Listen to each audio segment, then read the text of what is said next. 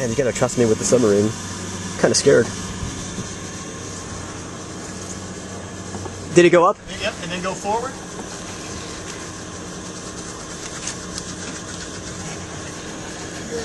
Is it closer? Yeah, it's good. You just keep just like that, man. You gotta give it a good crank forward. There you go. Okay, that's good. Now you can. There's an on-off button up there. Yeah. Off. Turn it off. Make it go off.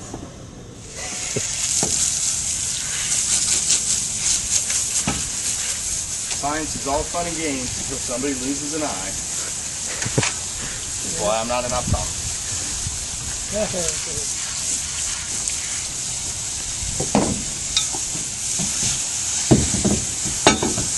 You know, that's why I was saying about...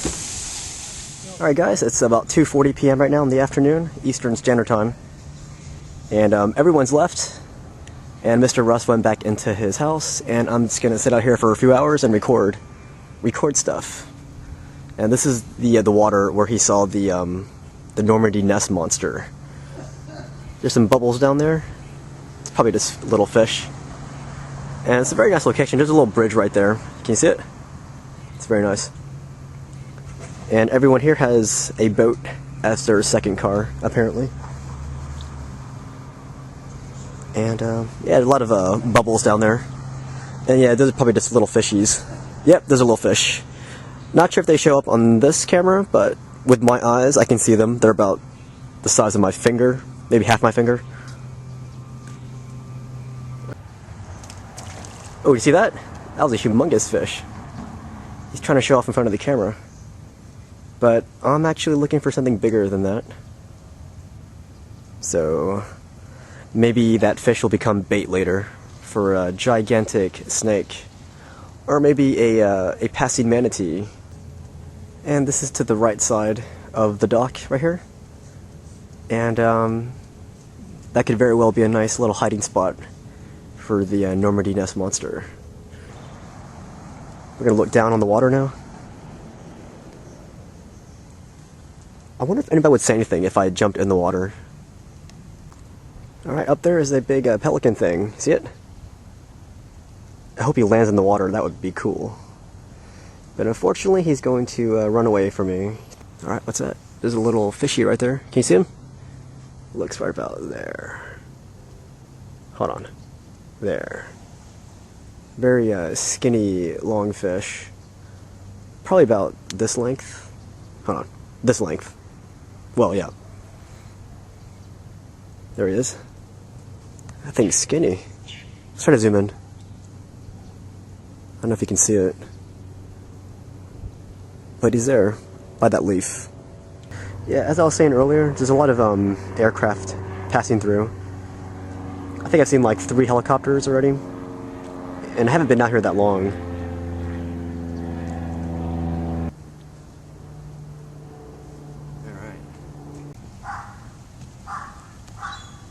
Alright, something just jumped over there.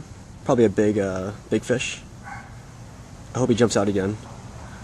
That would give me some footage to take home.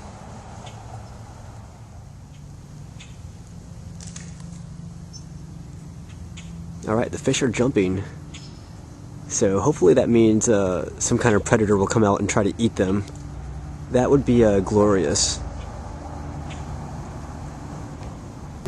Hey, there's another bird flying overhead. I want to see that thing dive into the water and get some food. That would be very, very cool, I guess. It seems to be coming in circles here. Maybe they see some fish. Hey guys, right over there is a little pelican. He's hanging out in the water right now. Just enjoying the nice, cool water, or warm water, whatever. And there's tons of birds flying overhead right now. Like they're over here. There we go.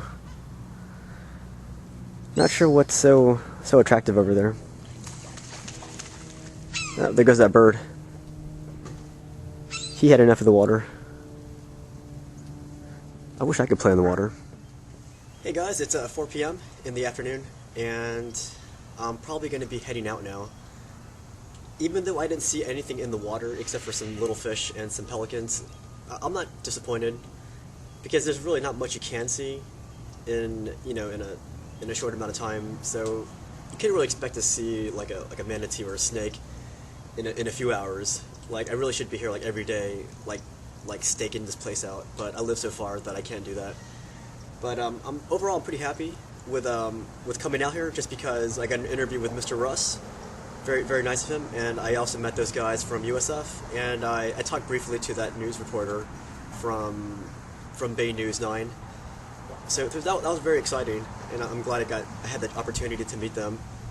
And I also had a good lunch today. I ate at Dockside Dave's, and had a really nice grouper sandwich. It was blackened, and it was humongous. It was like the size of my head. It was like this big, and I think I'm pretty good for lunch and dinner today. That's how big it was.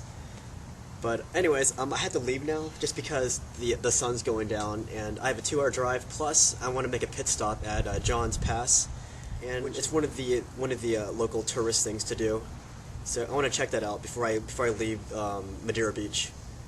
But yeah, overall, I'm very happy with coming out here. Like it was only maybe like 2.5 hour drive. It wasn't too far. But yeah, I'm not mad that I didn't see anything, because yeah, you really can't expect to see anything if you're only out here for a few hours. It's probably the last time I'll be out here, so let me just get this one last piece of footage.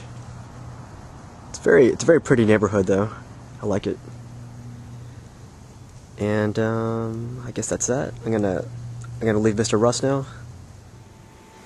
So yeah, it's been a few weeks since I covered the story on the Normandy Nessie monster, and yeah, I was only there for like 6 hours in Russ's backyard, so there wasn't much I could see in that short amount of time.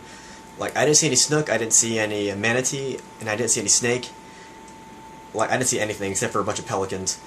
And that kind of sucks for the viewers here, because you didn't see a darn thing. But what I can do, I can show you conceptual art of the Normandy Nessie monster that I had to draw because I didn't have an artist. I had one, but they backed out at the last second. So I had to do it myself, and this drawing I'm going to show you is based on a description provided by Mr. Russ Sitlow.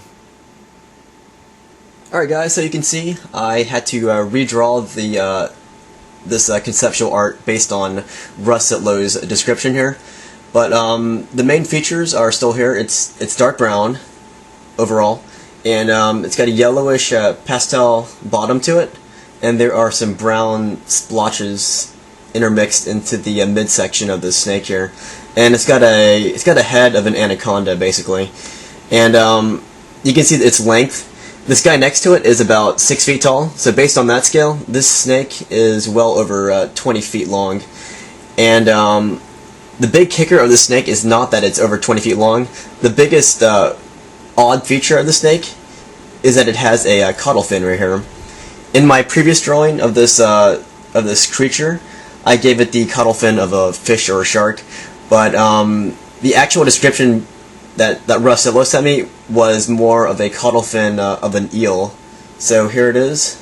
That's the new caudal fin that I drew. And I don't know, what do you guys think? Do you guys think there's a snake out there that's over 20 feet long and has a caudal fin like this? Because that would be a very exotic and a very radical mutation of a snake, and that's why a lot of people have trouble stomaching this concept.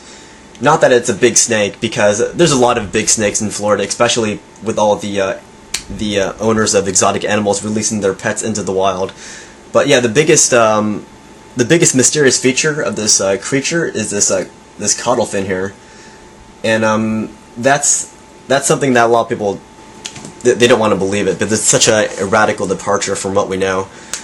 But as for me, I just don't know. I mean, people have gone looking for whatever's in the water. Like, people who said it was a manatee, they haven't seen any manatee out there. People who think it's a snake, they haven't seen any snakes out there either. So we just have to play the waiting game and see if whatever it was out there, if it comes back. And yeah, for me, that's the whole mystery of this creature. I mean, maybe it's a snake, maybe it's a manatee, but if it's a snake, does this caudal fin exist? And for me, that is the mystery of the Normandy Nessie monster. Oh crap, I don't know where I am right now. Oh, look at that. You guys are lucky. There's a little bridge here. Hey there, I'm over here at John's Pass. As I said, this is a little recreational fishing village, and you can just smell. If you just smell out there, it just smells like fish. And they have restaurants here, like Scully's and Friendly's. Not Friendly's, but some Friendly's restaurant. And I'm assuming the fish they capture is fresh. So I didn't try the food around here, but it looks pretty good.